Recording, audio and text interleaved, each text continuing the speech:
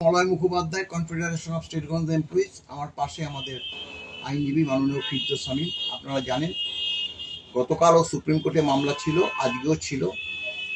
দেখুন, গত 6ই আগস্ট যে মামলার পরিপ্রেক্ষিতে আমরা সর্বোচ্চ আদালতে অভিযোগ জানিয়েছিলাম যে ইন্দু মালহোত্রা কমিটির পূর্বের সরকারের সঙ্গে 8 বার, বর্তমান সরকারের সঙ্গে 2 বার বৈঠক হয়েছে, কিন্তু কোনো রিপোর্ট আমাদের দেয়নি।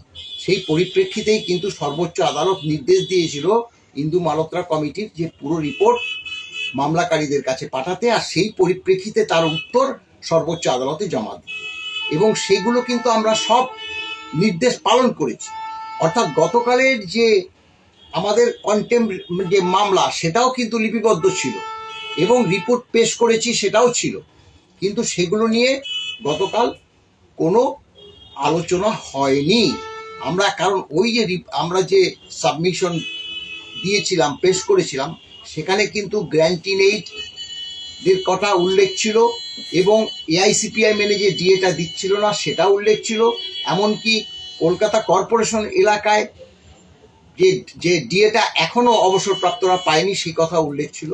সেগুলো নিয়ে আমরা আলোচনায় বলতে আমাদের যে মাননীয় আইনজীবীরা, তারা কিন্তু শুনানিতে অংশগ্রহণ করতে পারেনি, কারণ সেই দিকে যায়নি।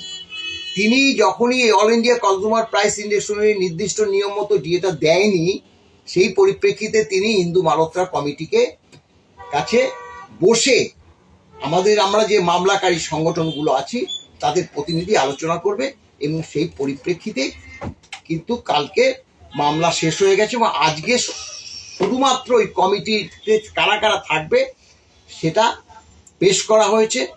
সেই প্রেক্ষিত ইন্দু মালহোত্রা কমিটি আমাদের সঙ্গে বৈঠকে বসবে, আর মামলাটা 8 সপ্তাহের পরে পরবর্তী বেঞ্চে উঠবে। কারণ আপনারা সকলেই জানেন মাননীয় সঞ্জয় কারোল সাহেব তিনি অবসর নিচ্ছেন। এখন এই প্রেক্ষিতটা কতটা ভালো হলো কি কতটা মন্দ হলো আমরা তো বুঝে উঠতে পারি না, এগুলো আইনের ব্যাপার আছে। আমাদের মাননীয় ফিরদৌস সামিন গতকাল এবং আজকের প্রেক্ষিত 2-1টা কথা বলবে, তাহলে আপনারা ব্যাপারটা আরো ভালো মতো বুঝতে পারবেন।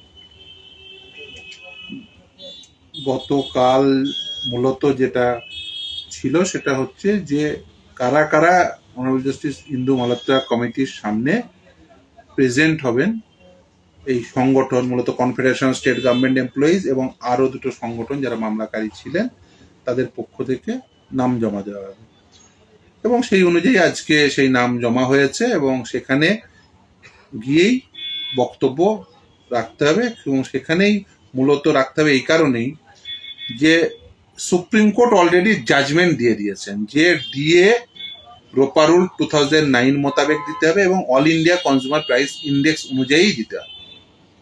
এখনো পর্যন্ত আমাদের বেশ কয়েক ফোল্ড, মানে বলতে পারি মাল্টিফোল্ড আমাদের অভিযোগ রয়েছে। কি কি?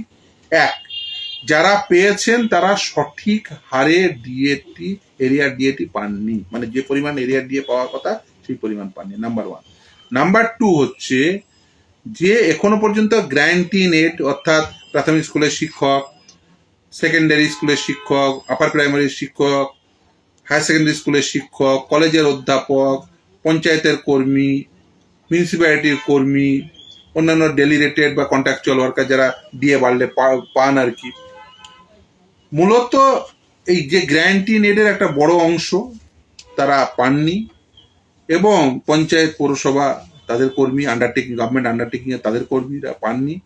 এদের দেখবেন যে নোটিফিকেশন, সেই নোটিফিকেশন একটা নির্দিষ্টভাবে ডিএর ডেফিনেশন একই, অর্থাৎ রাজ্য সরকারি কর্মচারীদের জন্য যা ডিএর ডেফিনেশন ওদেরও ডিএর ডেফিনেশন সেম। তাহলে যেখানে নীতিমালা ডিসাইড করে দিয়েছে সুপ্রিম কোর্ট, ইভেন সরকারও বলছেন আমরা অন ভলিউশনে দিতে চাই, তাহলে আবার নতুন করে এই ডিলে কেন? নাম্বার 1। নাম্বার 2 হচ্ছে যে সরকার এই যে লাস্ট স্ট্যাটাস রিপোর্টে যে 85% ইউটিলাইজেশন WBCPI এর কথা, এবং এই বেস পয়েন্ট 536কে অল্টার করে 605 করা যেটা বলেছেন, আমরা মনে করছি যে সেটা হওয়াটা ঠিক নয়। তার কারণ সেটা হলে যে পরিমাণ ডিএ পাওয়া উচিত তার থেকে কম পাবেন কর্মচারীরা, এবং অন্যরা যারা পাননি তাদের তো দিতেই হবে।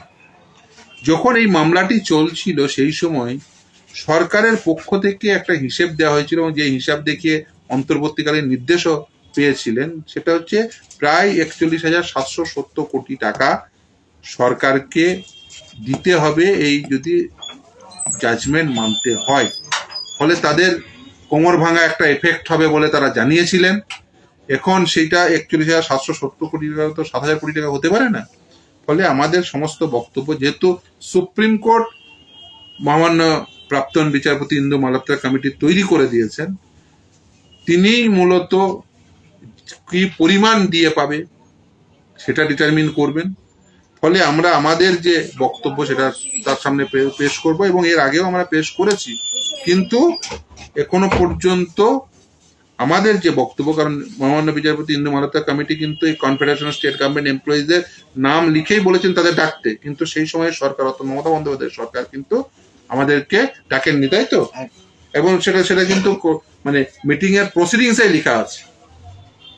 অথচ না ডাকার ফলে কি হয়েছে যে আমরা আমাদের বক্তব্যটা জানাতে পারিনি। এর আগেও যখন বসেছে তখন কিন্তু ফুল বেঞ্চের সাথে, মানে ফুল কমিটির সঙ্গে বসিনি।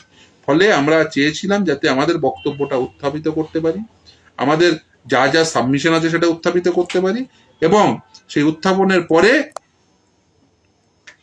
তারপরে কমিটি যা ডিসিশন নেবে সেই ডিসিশনে আমরা যদি এগ্রি হয় নিশ্চিতভাবে আমরা আবার সুপ্রিম কোর্টের দ্বারস্থ হব।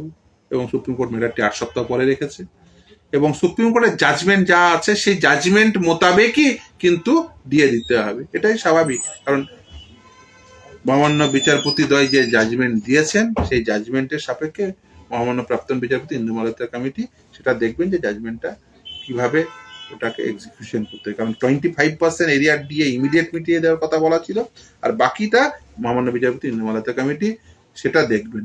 ফলে এই বিষয়টিকে আমরা আবার মহামান্য বিচারপতি দ্বারা গঠিত যে কমিটি, সেই কমিটির সামনে আমরা পুরো বিষয়টি রাখবো, এবং আশা করি সেটা খুব দ্রুততার সঙ্গে হবে। আজকে তো যেহেতু অর্ডারটি হলো, সেখানে সমস্ত অংশ, গ্র্যান্টিনেট, পঞ্চায়েত, পৌরসভা, কলেজের শিক্ষক থেকে শুরু করে প্রাথমিক স্কুলের শিক্ষক সকলে যাতে পায়, সরকারি কর্মচারীরা সহ যারা যারা আছে তারা প্রত্যেকেই পায়, এবং সঠিক হারে পায়, AICPI অনুযায়ী পায়, 536কে বেস ধরে পায়, কোনো বেস অল্টার না করে, কোনো নিউট্রালাইজেশন না করে। কারণ ইভেন গভর্নমেন্টের নিজস্ব নোটিফিকেশনই আছে 100% নিউট্রালাইজেশনের কথা বলে, সেখানে 85% নিউট্রালাইজেশনের কোনো কনসেপ্ট আসতেই পারে না।